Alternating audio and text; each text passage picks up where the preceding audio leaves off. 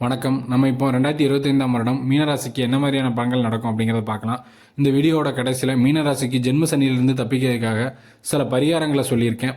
அதோட தாக்கங்கள் குறைவதற்கான ரொம்ப கரெக்டான திருத்தலங்கள் என்ன, எங்கே போகணும், என்ன மாதிரியான பரிகாரங்கள் பண்ணுங்கிறத சொல்லியிருக்கேன். அதனால் கண்டிப்பாக வீடியோவை கடைசி வரைக்கும் பாருங்கள். நம்ம இந்த பலன்களை பார்க்குறதுக்கு முன்னாடி நம்ம சேனலை சப்ஸ்கிரைப் பண்ணாங்க சப்ஸ்கிரைப் பண்ணுங்கள். அப்படின்னா தான் அடுத்தடுத்து போடக்கூடிய வீடியோக்கள் எளிதில் உங்களை வந்து அடையும். அப்படி சேனலோட நேமையை நோட் பண்ணிக்கோங்க. வாங்க நம்ம இப்போ மீனராசிக்கான ராசி பலன் என்ன அப்படிங்கிறத பார்க்கலாம். மீனராசி காலபுருஷ தத்துவத்திற்கு 12வது ராசி. உங்கள் ராசிக்குள்ளே சனி பகவான் சஞ்சரிக்கிறார். மீனராசிக்காரர்கள் எல்லாருமே பல பேர் வந்து கலக்கத்தில் இருப்பீங்க. நம்மளுக்கு ஜென்ம சனி ஆரம்பிக்குது, என்ன நடக்க போகுதுன்னு. முதல்ல ஒரு நல்ல விஷயத்தை சொல்லிடுறேன். இந்த ஜென்ம சனி வந்து உங்களுக்கு 1 வருடம் தான் பாதிப்பு ஏற்படுத்தும், 2.5 வருடம் கிடையாது.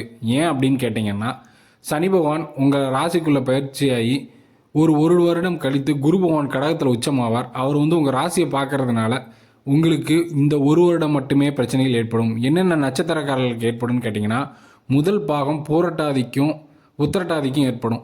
ரேவதி நட்சத்திரத்தில் வந்து சனி பகவான் வரையில் குரு பகவான் வந்து 5ஆம் இடத்துல உச்சமாகி ராசியை பார்ப்பார். அதனால பிரச்சனைகள் கட்டுப்படுத்தப்படும் அப்படிங்கிறது தாங்க உண்மை. கண்டிப்பாக காதல் பண்ணாதீங்க. காதல் பண்ணால் பெரும்பாலும் இந்த சனிபகவான் உள்ளே வந்ததுக்கப்புறம் ஒரு 6 மாதங்களுக்கு முன்பு, அதாவது 2024ஆம் வருடம் மே மாதத்திலிருந்து நீங்கள் காதலிக்க ஸ்டார்ட் பண்ணியிருக்கீங்கன்னா கொஞ்சம் கவனமாக தாங்க இருக்கணும். ஏன்னா சனி பகவான் ஜென்மத்தில் வரையிலையும் அஷ்டம சனியாக வரையிலையும் காதல் தோல்வி ஏற்படுத்துவார். பிஸ்னஸ் ஸ்டார்ட் பண்ண வச்சு லாஸ் பண்ண வைப்பார். இந்த மாதிரியான வேலைகள்லாம் ரொம்ப பார்ப்பார். அதுக்காண்டி பயந்துடாதீங்க. நீங்கள் ஸ்டார்ட் பண்ணிட்டீங்க அப்படின்னா அதுக்கான பரிகாரங்களை வீடியோட கடைசியில் சொல்லியிருக்கேன். அதை பண்ணிவிட்டு உங்கள் பிஸ்னஸை தொடர்ந்து ரன் பண்ணிட்டுருங்க. இதுக்கப்புறம் முதலீடுகளை பண்ணாதீங்க.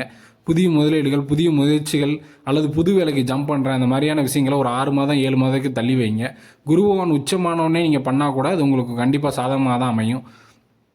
அதனால் மீனராசிக்காரர்கள் யாருமே ரிஸ்க் எடுக்காதீங்க. இந்த 2025ஆம் வருடம் முழுவதுமே எந்த நட்சத்திரக்காரர்களாக இருந்தாலும் புதிய முயற்சிகள் எதையுமே தொடங்காதீங்க. காதல் பண்ணாதீங்க.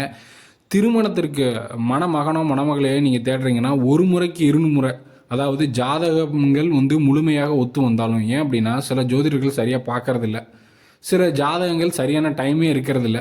அதனால் என்னதான் ஜாதகங்கள் வந்து கரெக்டாக இருந்தாலுமே நீங்கள் 1 முறைக்கு 2 முறை மாப்பிள்ளை வீட்டாரையோ பெண் வீட்டாரையோ பற்றி நல்லா விசாரித்து கல்யாணத்திற்கும் நீங்கள் பேசி முடிக்கிறதுக்கும் இடையில் ஒரு 6 மாதங்களோ அல்லது ஒரு 3 மாதங்களுக்கு மேலே டைம் எடுத்து நல்லா பேசி ஒருத்தருக்கு ஒருத்தர் புரிஞ்சுக்கிட்டதுக்கப்புறம், அவங்களோட ஃபேமிலியை பற்றி புரிஞ்சுக்கிட்டதுக்கப்புறம் நீங்கள் வந்து திருமணத்தை நடத்துங்க. ஏன்னா இந்த ஜென்மசனி வரையில் திருமணத்தை நடத்தி வச்சு ஏமாற்றங்களையோ அல்லது பிரச்சனைகளையோ கொடுக்கறதுக்கு வாய்ப்புகள் அதிகம் இருக்குது இந்த 2025ஆம் வருடம். அதனால் கேர்ஃபுல்லாக இருங்க. ஆனால் கண்டிப்பாக திருமணம் முடியும். உங்களுக்கு பிறப்பு ஜாதகத்தில் வந்து 6, 8, அதாவது லக்னத்துலேருந்து 6ஆம் இடம் 8ஆம் இடத்துல உள்ள கிரகங்களோட தசாபுத்திகள் நடக்காமல் இருந்தால், அதோட அதிபதிகளோட திசைகளும் நடக்காமல் இருந்தால் உங்களுக்கு நல்லபடியாகவே திருமணம் நடக்கும். 7ஆம் இடத்து அதிபதி நல்லா இருக்கிற பட்சத்தில், சுக்கிரன் உங்கள் ஜாதகத்தில் நல்லா இருக்கிற பட்சத்தில் எந்த விதமான பிரச்சனைகளும் ஏற்படாது. இருந்தாலும் கொஞ்சம் கேர்ஃபுல்லாக இருந்துக்கோங்க எல்லா விஷயத்துலையும். சரி, நம்ம இப்போ மீனராசிக்கான பரிகாரங்கள் என்ன அப்படிங்கிறத பார்ப்போம்.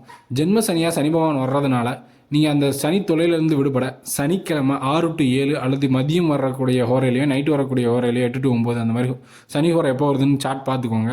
கூகுளில் போட்டிங்கன்னா வந்துடும்.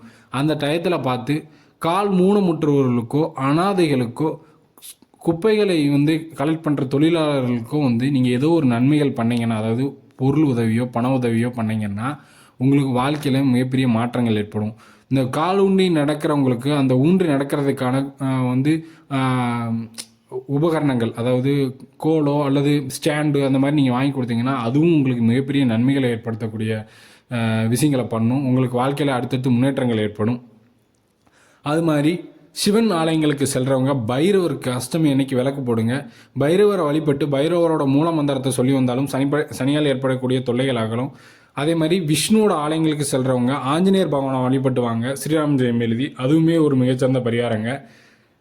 இந்த சனிப்பயிற்சி உங்களுக்கு இந்த 2025ஆம் வருடம் மட்டுமே பாதிக்கும். 2026ஆம் வருடம் ஏப்ரல் மாதத்திற்கு மேலே குரு பகவான் உச்சமாகிறதுனால 1 வருடம் மட்டுமே நீங்கள் பிரச்சனைகளை சந்திப்பீங்கன்னு சொல்லி இந்த மீனராசிக்கான ராசி பலன்களை நான் முடிக்கிறேன். நம்ம இது மாதிரியான அடுத்த வீடியோ சந்திப்போம். நன்றி, வணக்கம்.